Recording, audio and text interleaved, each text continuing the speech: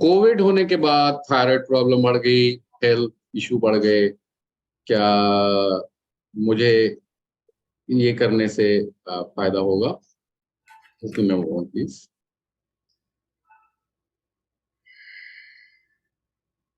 अच्छा, कोई भी इन्फेक्शन, कोविड आप कह रहे हैं, कोविड इन्फेक्शन जब भी होता है तो body tries to treat it, उसको ठीक करने की कोशिश करती है। हाँ या ना? आपका आपकी बॉडी में कोई भी इन्फेक्शन आपका शरीर ठीक करने की कोशिश करता है। वो तो करता ही है, बट हम करने नहीं देते। तो जब वो फीवर इंक्रीज करेगा कोविड को खत्म करने के लिए, तो हम फीवर कम कर देंगे ना, डोलो खा लेंगे, पैरासीटामोल खा लेंगे। And then we have been taking so many antibiotics. और आपको मालूम होना चाहिए कि वायरस के लिए कोई भी एंटीबायोटिक काम नहीं कर रहा है। तो आप क्यों ले रहे थे? और पता नहीं क्या क्या एक्सपेरिमेंटेशन किया होगा, रेमडेसिविर और पता नहीं क्या क्या लिया होगा, स्टेरॉइड्स। तो there is an order of your body ना, how it approaches a treatment, कैसे अपने आप को ठीक करता है, इसका एक तरीका है ना आपके शरीर का। और आप उसको करने नहीं दे रहे, तो ऑर्डर खराब होगा ना, उसका ऑर्डर खराब होगा ना। What is thyroid? What is thyroid? inability to keep an order। आपके शरीर का कोई ऑर्डर है, उसको आप ठीक से रेगुलेट नहीं कर पा रहे, यही थायराइड है। ये ऑर्डर ही तो प्रोटीन है ना, प्रोटीन चेन होती है ना। The chain is an order, अगर वो बना होगा तो आपका प्रोटीन बनेगा, हॉर्मोन्स बनेंगे। आपके बॉडी में ऑर्डर होगा तभी वो प्रोटीन बनेगा, तभी हॉर्मोन्स बनेंगे, प्रोटीन से ही हॉर्मोन्स बनते हैं। तो अगर आप अपने शरीर के ऑर्डर के साथ में छेड़छाड़ करते हैं and you have lost the strength of maintaining an order, तो आप कोई भी दवाई खाएंगे आपकी प्रॉब्लम बढ़ेगी, कम नहीं होने वाली, because you are actually disrupting the order of your body by taking in any kind of medication. Isn't it? उल्टी होती है उल्टी बंद कर देते हो, दस्त होता है दस्त बंद कर देते हो। होता है कि नहीं है? दस्त में पता नहीं क्या हीरे मोती निकल रहे थे, रोकना है उसको। Blood sugar body frequent urination से निकालेगा नहीं, आप नहीं निकलने देंगे। आप ब्लड को केवल ब्लड से निकाल के ऑर्गन में डालेंगे, फिर कहेंगे न्यूरोपैथी हो गया, रेटिनोपैथी हो गया, नेफ्रोपैथी हो गया, ये हो गया वो हो गया। तो आप शरीर का एक ऑर्डर है, उसको तो होने नहीं दे रहे ना। And we call this torture as treatment and science, इसको साइंस बोलते हैं। तो आपने शरीर को इस लायक बनाया नहीं कि अब वो किसी भी वायरस को हैंडल कर सके, क्योंकि आपने बचपन से वही काम किया, वैक्सीनेशन डाल के, इम्यूनाइजेशन करके। तो we will have to think about it, आपको सोचना पड़ेगा। 3 जनरेशन बैक, 3 जनरेशन पीछे ले जाइए। आपकी दादी और उनकी मां, उनको थायराइड था क्या? 3 जनरेशन पीछे ले जाओ, थायराइड था क्या?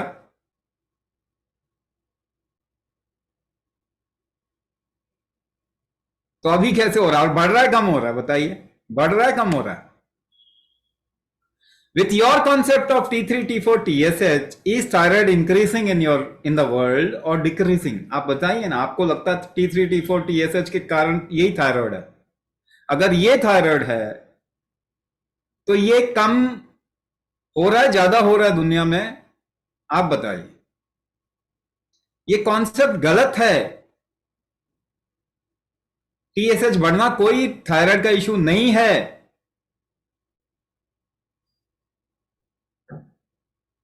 तो ये थायराइड इशू है क्या, पहले तो आपको ये समझना पड़ेगा। नहीं, then only you will be able to take some right decision, isn't it? The decision that you have taken in your life hasn't improved your situation. Tell me, yes or no? Doctor के पास जाने से आपकी life अच्छी हो गई, खराब हो गई? बताइए। क्या थायराइड की प्रॉब्लम ठीक हो गई? क्या सिम्टम चले गए? क्या तकलीफ आपकी चली गई? क्या जो वेट प्रॉब्लम इश्यूज आपके अंदर आ रहे हैं, हार्मोनल इश्यूज आ रहे हैं, एंजाइटी आ रही है, ब्रेडिकार्डिया टैकीकार्डिया आ रहा है, क्या वो ठीक हो गया? और you have started taking some other medication also. Thyroid के बाद डायबिटीज हो गई, ब्लड प्रेशर गड़बड़ हो गया, क्या हुआ? ये आपको देखना पड़ेगा कि नहीं देखना पड़ेगा, आप बताइए। So what solution you are seeking, is that a solution by itself? क्या वो solution है? So let's at least understand what is the problem. T3, T4, TSH problem नहीं है. So thyroid, what is thyroid problem? Inability to maintain an order in your body and in your life. दोबारा से सोचिए, inability to maintain an order in your body and in your life. ये symptom है कि नहीं है? Thyroid वाला परेशान रहता है कि नहीं रहता? मेंटली डिरेंज रहता है कि नहीं रहता? ऑर्डर नहीं है ना हॉर्मोन्स का फीमेल्स में, हॉर्मोन्स का ऑर्डर नहीं है ना, प्रेशर का ऑर्डर नहीं है ना, ब्लड प्रेशर का ऑर्डर नहीं है, फैट का ऑर्डर नहीं है ना, फैट का ऑर्डर है, फैट का ऑर्डर नहीं है ना, मेटाबॉलिज्म का ऑर्डर नहीं है ना, inability to maintain an order in your body, in your life. आपके रिएक्शंस कैसे होते हैं थायराइड वाले के? आपको चीजें समझ में आती है ठीक से? इंटेलिजेंस का ऑर्डर नहीं है, रिएक्शंस का ऑर्डर नहीं है, कभी भी कुछ भी रिएक्ट करते हैं। टॉलरेंस का ऑर्डर नहीं है, टॉलरेट नहीं कर पाते किसी भी चीज को। थोड़ी सी इधर उधर बात हुई बस, आपकी प्रॉब्लम क्या? हार्मोन रिलीज का ऑर्डर नहीं है। T3, T4, TSH क्या है? हार्मोन्स ही तो हैं। फीमेल्स में ईस्ट्रोजन, प्रोजेस्टेरॉन, मेल्स में टेस्टोस्टेरोन।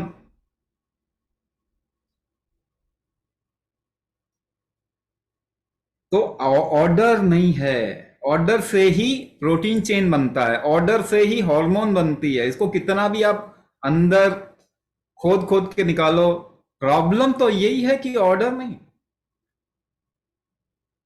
तो ability to maintain an order, तो आपको एक एग्जांपल के साथ में समझा रहा हूं कि कैसे ठीक हो, और प्रॉब्लम एक्चुअल में क्या, और एक तरीके से समझाता हूं। सपोज कीजिए यू आर वॉकिंग 100 मीटर्स, कोई बहुत सुंदर जगह में आप चल रहे हैं और आपको सिचुएशन थोड़ी ठीक है, अच्छा लग रहा है चलते हुए, 100 मीटर चलते हुए आपके ऊपर 10 किलो का एक वेट डाल दिया जाए, फिर बोलने की अब चलो जी,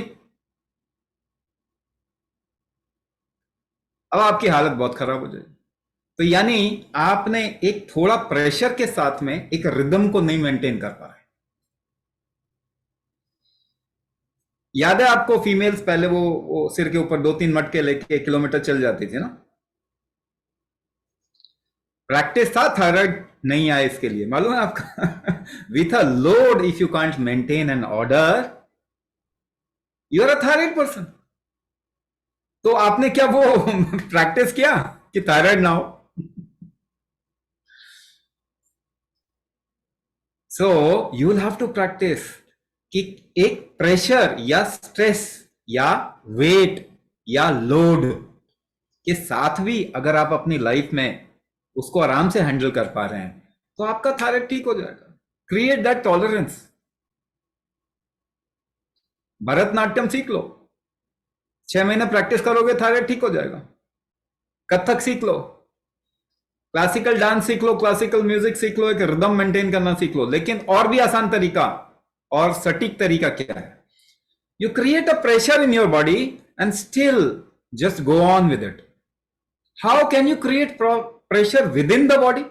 बाहर प्रेशर तो अभी ले नहीं पाओगे। बच्चा आपको बोलो आप मटके उठा के आपको जाना नहीं है क्योंकि पानी घर में टैप में आता है, आपको बोलेंगे अच्छा मटका उठाओ और 1 किलोमीटर चलो, तो आप कभी नहीं करने वाले, नहीं। मगर अंदर अगर आपको करना है So if you hold your breath, you'll create a gentle pressure inside, and you just go on with a simple formula. तो क्या होगा, प्रेशर के साथ में ऑर्डर बनाने के लिए आप अपने आप को ट्रेन कर लेंगे. थॉराइड विल बी गॉन. सबसे पहली चीज क्या जाएगी, सिम्टम चले जाएंगे साहब. सिम्टम नहीं है तो बीमारी नहीं है आपको. Please get it very clear. If you do not have symptom, you do not have a disease. Whatever the number says, whatever the bioparameter says. अब इसके लिए भी मैं आपको थोड़ा सा बता दूं.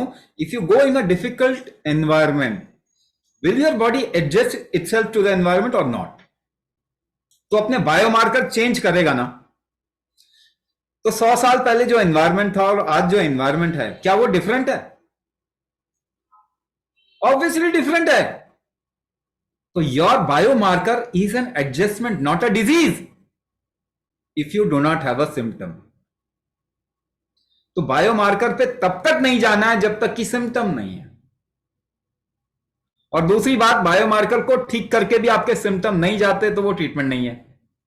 यानी थायराइड की मेडिसिन जो आप खाते हैं, सिंथेटिक T4 खाते हो, है ना, सिंथेटिक थायरोक्सिन जो खाते हो, टेट्राहाइड्रोथायरोनिन, वो आपके लिवर में जाके T3 में कन्वर्ट होता है. सिंथेटिक खाते हो, that is not a treatment.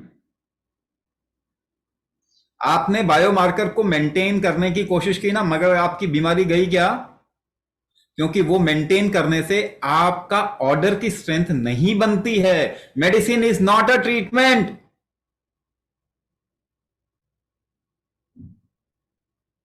आंखें खोलिए. आप लोग भारतीय हैं कि नहीं? इंडियंस ही है ना आप लोग?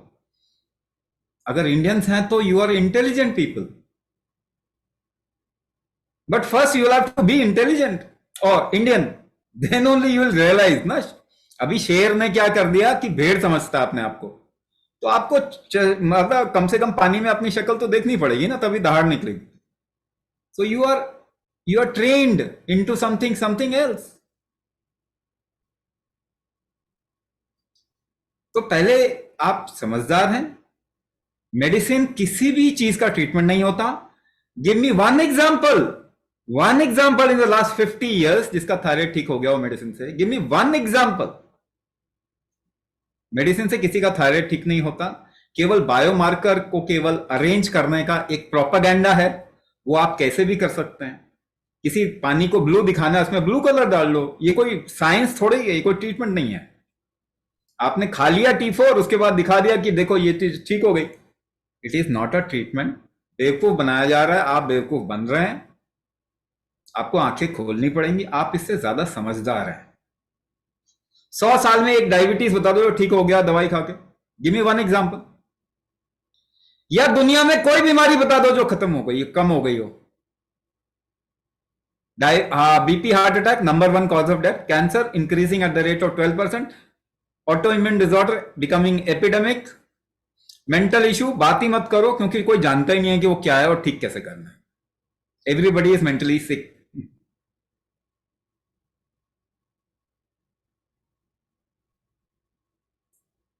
तो कहने की बात है, आंखें खोलिए. आपके शरीर ने कभी thyroid, diabetes, blood pressure, chronic disease लाखों सालों तक नहीं क्रिएट किया, क्योंकि इसको मालूम है इसको हैंडल कैसे करना. ये 100 साल का ही फिनोमिना है ना. जब आप इसे टॉर्चर कर रहे हैं इस बॉडी को, तो ये शरीर जानता है कैसे ठीक करना. मगर इसके ऑर्डर को हमने रहने नहीं दिया. आपके दर्द की दवाई खाई है ना बचपन से. माइग्रेन कई लोगों को होगा यहां पे. दर्द की दवाई खाते होंगे. क्या ठीक हो गई माइग्रेन? क्या आपकी थायराइड के बाद में कोई और प्रॉब्लम नहीं आई? ऐसे लोग होंगे जिनको पुराना थायराइड है. They got into tachycardia, bradycardia, blood pressure issues और दूसरे इश्यूज में आ गए. तो आपने ठीक क्या किया ये तो बताइए. आपने तो किसी का धंधा चलाया. नॉट बैड, आपने किसी का धंधा चलाया, मगर अपना तो बिगाड़ दिया धंधा. जिसके वजह से आप जी रहे हैं वही खराब कर रहे हैं. You are torturing your body and calling it as a treatment. Why you are doing it? आपके जितने भी दर्द की दवाइयां क्या है? Prostaglandin inhibitor. रीजनरेशन रोक देगा. आपके बॉडी में रीजनरेशन खत्म हो जाएगा। ब्लड प्रेशर की दवाइयां क्या है? Beta blocker, calcium channel blocker, ACE inhibitor. नाम सुन के ऐसा नहीं लगता है कि यह बॉडी को टॉर्चर करने के लिए नया उपाय है, कोलोनाइजेशन का नया तरीका है?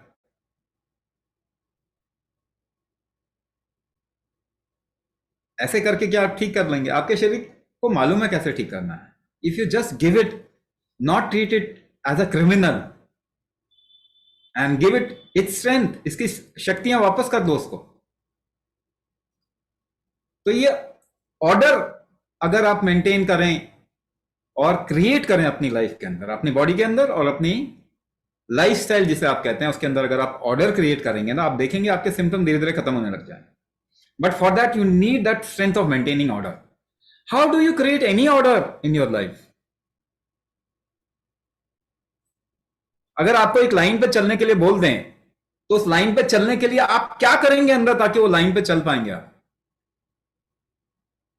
आपको डांस करने के लिए बोल दें, आपको किसी प्रेशर में कोई काम करने के लिए बोल दें, तो क्या करेंगे आप अंदर जिसकी वजह से वो कर पाएंगे?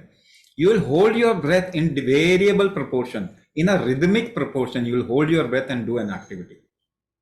डांस आप ऐसे ही करते हैं, गीत ऐसे ही गाते हैं, कुछ भी गाएंगे तो ऐसे ही होगा, अलग अलग प्रोपोर्शन में ब्रेथ होल्ड करना पड़ेगा। If you walk you will do the same, अलग अलग रिदमिक प्रोपोर्शन में ब्रेथ होल्ड करना पड़ेगा। So you need to improve the breath hold so that you can maintain your order or regulate your order. कोई रस्सा कस्सी खेल रहे हैं या कोई खींच रहा है आपको, अपनी तरफ में खींचते हैं ना, कैसे खींचते हैं? अपने को बैलेंस में कैसे बनाते हैं? सांस रोक के करते हैं, आप देखिए तो सही। You do this experiments. So what is the strength of maintaining order? It is regulated breath hold. सांस रोकने की क्षमता अगर आपकी अच्छी हो जाएगी तो आप अपना ऑर्डर, अपने शरीर का ऑर्डर, अपने लिम्स को ऐसे रेगुलेट करते हैं। In variable proportion you hold your breath. You have lost that order और the strength of maintaining order. So how to regain the strength of order? By doing kumbhak in a particular formula, in a rhythmic manner. This is a practice that was taught to every student in Gurukul system.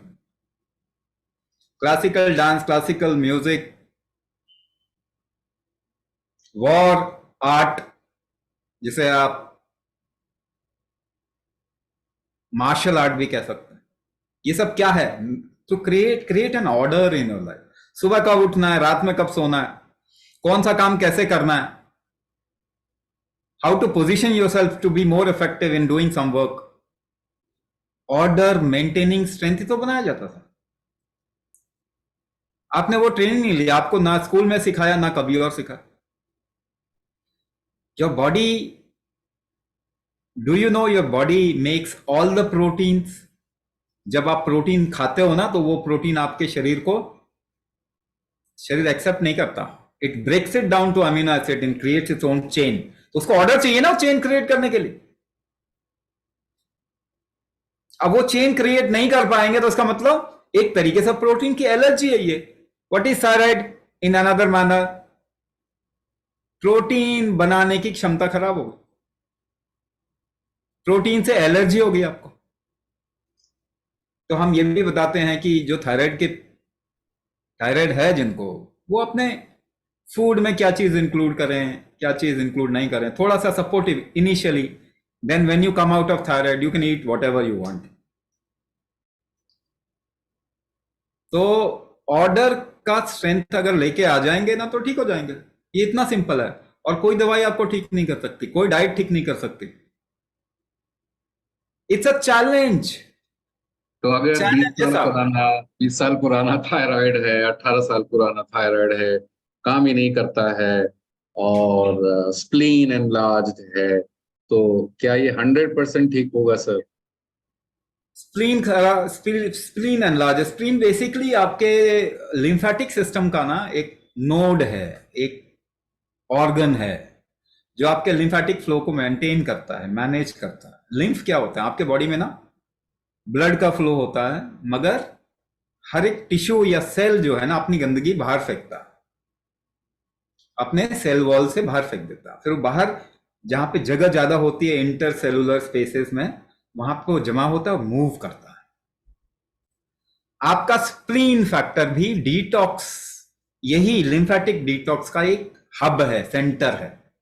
Spleen enlarge क्यों हो रहा है? क्योंकि lymphatic detox नहीं हो रहा। जो move करना चाहिए लिम्फ आपके बॉडी में और एक्सक्रीट होना चाहिए, वो लिम्फ एक्सक्रीट आपके स्किन से भी होता, गंदगी जो एक्सक्रीट होती है वो नहीं हो पा रहा, वो प्रेशर से ही बंद एक्सक्रीट होता।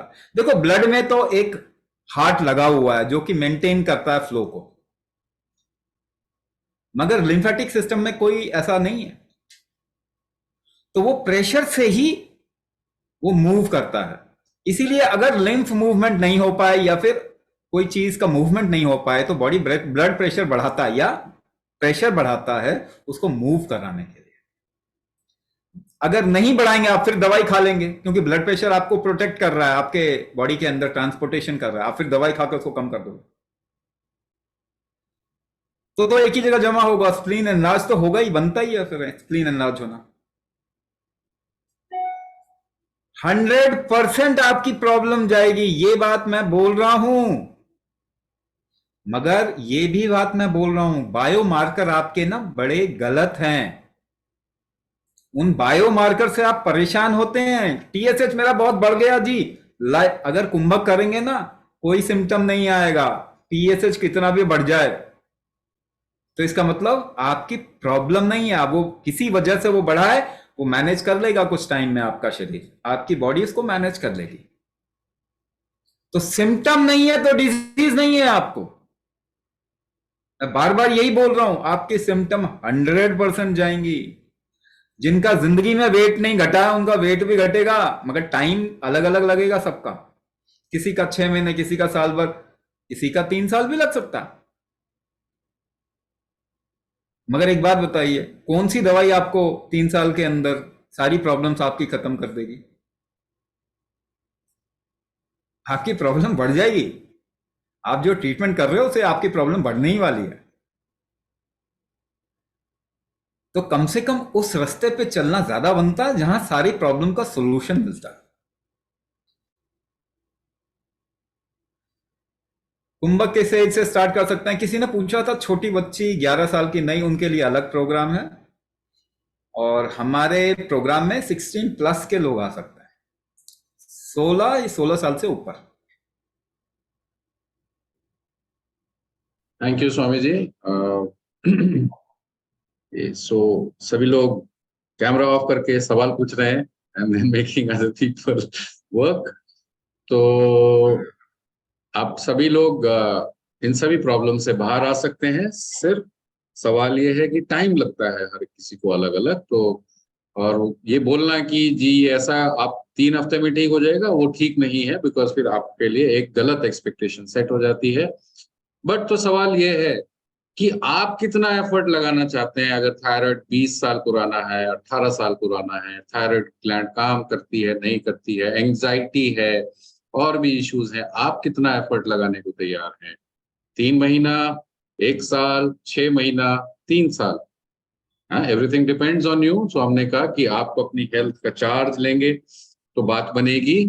अगर हम सवालों के जवाब देते रहेंगे तो ये 2 हफ्ते तक भी खींच सकता है वेबिनार, बट उतना समय नहीं है, इट्स प्रीटी लेट। हाँ, एक कॉमन क्वेश्चन जो बार बार आ रहा था कि क्या हमें दवाई छोड़नी है? नहीं, हम आपको दवाई छोड़ने के लिए एकदम नहीं बोलेंगे। You are not use to it.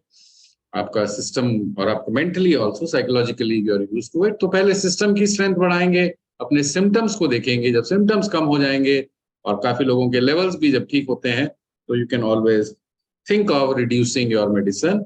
हम आपको प्रोग्राम ज्वाइन करने पे दवाई बंद करने के लिए नहीं बोलते हैं। Thyroid keloids and cysts can be cured. Yes, cysts can be cured. We have answered about cysts. Keloids, we'll need to see what keloids are.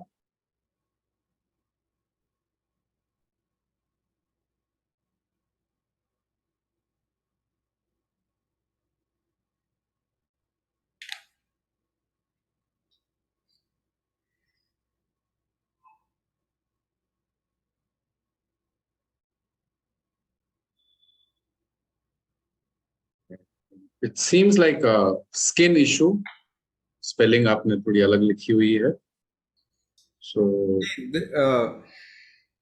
देखो, सिस्ट के का रीजन अलग होता है,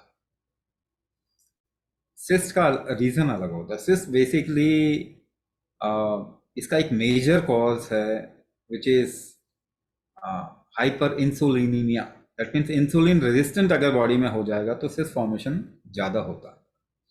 दूसरा सिस्ट फॉर्मेशन का रीज़न है मेटाबॉलिक डिसऑर्डर। मेटाबॉलिज्म अगर आपका ठीक नहीं है तो उसमें वंस अगेन इंसुलिन का रोल आ जाता है और इंसुलिन रेजिस्टेंस के कारण सिस्ट फॉर्मेशन है ना, बॉडी सिस्ट को डिसॉल्व करने में भी केपेबल नहीं होती। It is because of metabolism that something get consumed in your blood.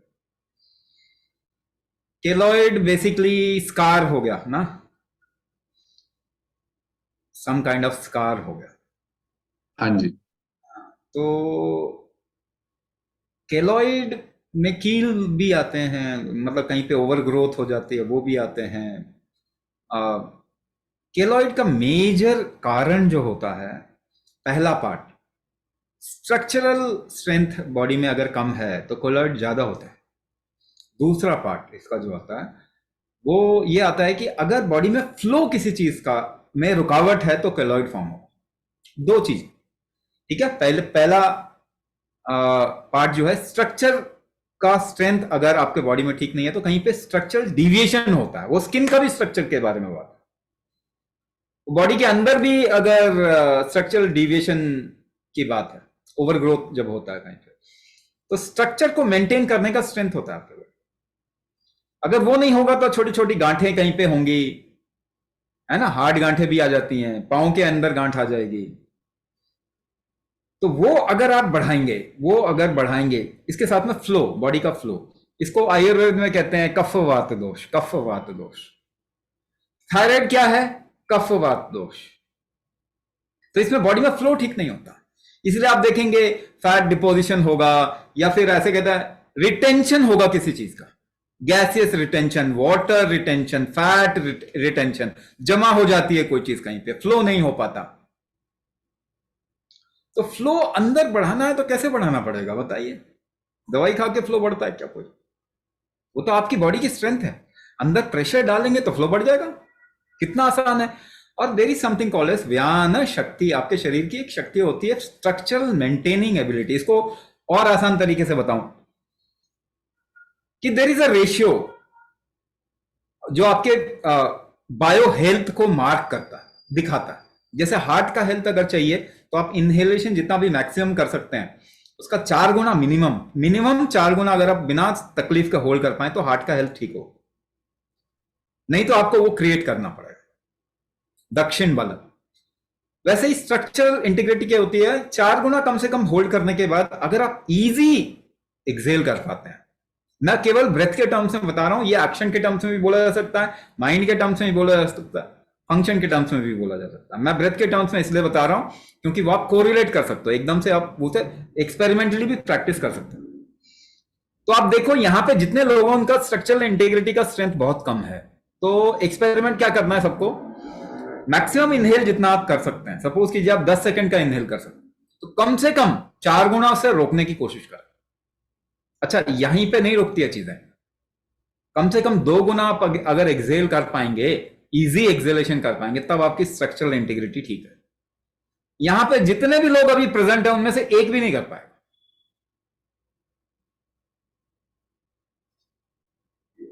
पर प्रॉब्लम यह है कि आप करना भी नहीं चाहते, मगर फिर ठीक कैसे होंगे? ये तो करना ही पड़ेगा। ये मूलभूत जो आपके शरीर की शक्ति है, ये आपको रीस्टैब्लिश करना ही पड़ेगा, तभी आप ठीक होंगे। आपको आपका शरीर ठीक करता है, कोई और ठीक नहीं करता इस दुनिया में। ये गलतफहमी लेके ना आगे जाएं जीवन में। आपका शरीर ही ठीक करता है आपको, कोई और ठीक नहीं करता। तो अगर आप आज बचे हुए हैं तो आप despite of medicine, in spite of medicine आप बचे हुए हैं, दवाई खाने के बावजूद आप बचे हुए हैं। शरीर को कम से कम शाबाशी दे दो। नहीं तो आपको मारने की तो पूरा प्रोसेस बचपन से चालू है। एक 2 किलो का बच्चा, उस पर कितने इम्यूनाइजेशन करते हैं, कितने केमिकल बॉम्बिंग करते हैं।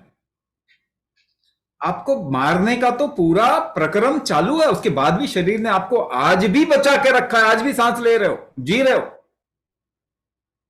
दवाई खाने के बावजूद भी अगर आप जिंदा हैं तो अपने शरीर को कुछ तो शाबाशी दे दो कि इतना झेल लिया इसने, फिर भी जिंदा बचा के रखा है मुझे। तो कोई दवाई आपको ठीक नहीं करती, दवाई की वजह से आपकी हालत ऐसी है। और एक और बात बताऊं, चाहे वो नेचुरल दवाई हो, आयुर्वेदिक दवाई हो, चाहे वो डाइट हो, वो आपकी शक्ति वापस नहीं करता। नहीं तो एक बार अच्छा डाइट खा के मैराथन दौड़ने की कोशिश करो, क्या दौड़ जाएंगे? तो कोई भी मेडिसिन, चाहे वो केमिकल मेडिसिन के कारण तो आपकी हालत ऐसी है, नेचुरल मेडिसिन, आयुर्वेदिक मेडिसिन भी आपकी मूलभूत शक्तियों को वापस नहीं करता, आपका शरीर ही बढ़ाएगा। तो कुंभक वो डायरेक्ट तरीका है जिससे कि आपके शरीर की शक्तियों को आप बढ़ा सकते हैं। ये कुंभक से ही आपका शरीर भी बढ़ाता है, आप इसके थ्रू बढ़ा सकते हैं। आप जाने अनजाने दिन भर कुंभक करते हैं, बिना सांस रोके आप कोई भी काम नहीं कर सकते। ट्राई करके देखिए, चेयर से भी उठना होता है तो थोड़ी सांस रुक जाती है। आप कोई भी एक्शन करते हो उसके पीछे कुंभक होता ही है। यानी एक्शन का मूल अगर कुंभक है और वही स्ट्रेंथ आपकी कमजोर है तो डायरेक्ट कुंभक करके उसको बढ़ा लो, आपकी एक्शन की स्ट्रेंथ बढ़ जाएगी, रिकवरी स्ट्रेंथ बढ़ जाएगी, इम्यून की स्ट्रेंथ बढ़ जाएगी, मेटाबॉलिक स्ट्रेंथ बढ़ जाएगी, ऑर्गन फंक्शनिंग की स्ट्रेंथ बढ़ जाएगी। तो ये बढ़ाना पड़ेगा आपको। आप सोचोगे दवाई लेके, अच्छा डाइट करके, नहीं नहीं हम तो आयुर्वेदिक दवाई ले रहे हैं, आयुर्वेदिक दवाई खा के आप अपने शरीर की शक्ति नहीं बढ़ा सकते। वो सपोर्ट हो सकता है।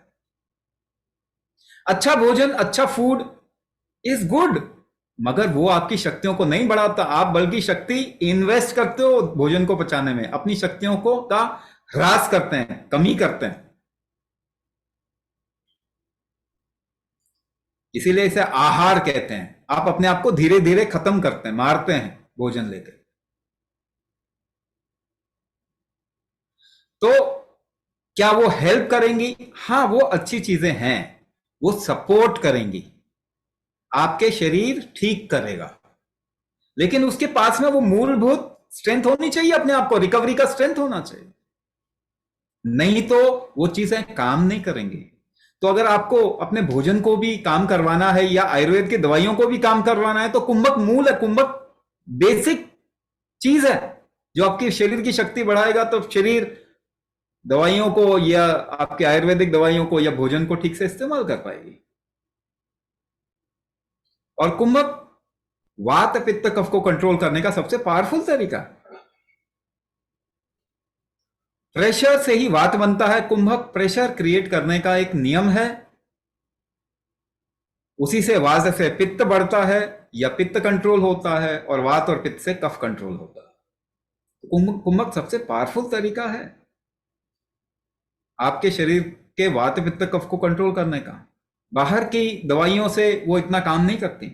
फिर आप बोलेंगे नहीं नहीं आयुर्वेद तो बड़ा लंबा टाइम लेता है। लंबा टाइम नहीं लेता आयुर्वेद। कुंभक करो, आयुर्वेद लो, इमीडिएटली आपको सपोर्ट करेगा, क्योंकि शरीर के को उसके अंदर इस्तेमाल करने की शक्ति होनी चाहिए ना, कि वो दवाइयों को भी यूज कर पाए ठीक से। इसीलिए ये मूल है, ये सेंटर पॉइंट है आपकी लाइफ का। इसको करेंगे आपकी लाइफ में बहुत कुछ चेंज हो जाएगा। ये छोटी मोटी चीजें जिसको आप केवल ग्रीको रोमन वर्ड डाल के आप सोचते हैं ये मेरी प्रॉब्लम है, ये कोई प्रॉब्लम नहीं है ना। कीलॉइड्स बोल के कीलॉइड्स ठीक तो हुआ नहीं किसी का, सिस्ट बोल के सिस्ट ठीक तो हुआ नहीं किसी का, हाशिमोतो बोल के हाशिमोतो ठीक नहीं होता किसी का, थायराइडाइटिस बोल देते हैं मगर ठीक तो होता नहीं है, ऑटोइम्यून डिसऑर्डर बोल देते हैं ठीक तो होता नहीं है। तो केवल अंग्रेजी वर्ड डालने से कोई ठीक नहीं होता। हाँ, कोई अपना बोलना चाहेगा कि भाई हमने भी अंग्रेजी पढ़ी हुई है, उससे क्या हो जाएगा? उससे आपकी लाइफ तो अच्छी नहीं होने वाली। तो आप ये समझिए, मैं दोबारा से बोल रहा हूं, आप लोग भारतीय हैं, इंडियंस हैं, आप सबसे बुद्धिमान प्रजाति हैं दुनिया की। मगर आंखें खोलना पड़ेगा। पढ़ लिख गए हैं, पढ़े लिखे लोग समझदार नहीं होते। अपनी पढ़ाई को साइड में रखिए और अपनी विजडम, बुद्धि को इस्तेमाल कीजिए, तो पता चलेगा कि कैसे आप सपोर्ट कर पाएंगे अपने बॉडी को और सारी प्रॉब्लम से निकल पाएंगे। Thank you Swami ji. So when is the second session? Second session नहीं है, अब मेन सेशन है जो स्टार्ट हो रहा है इस सैटरडे से। उसके लिए एनरोल करें। उसके बारे में कोई सवाल है व्हाट्सएप ग्रुप में डाल सकते हैं। जो यहाँ पर लोग अभी बचे हैं, कोई क्वेश्चन है तो अपना नंबर जरूर छोड़ दीजिए, so that people can reach out to you and guide you in case you have questions. On this note, we will end the webinar right now. Thank you so much for joining in. We'll see you in the session. Namaskar.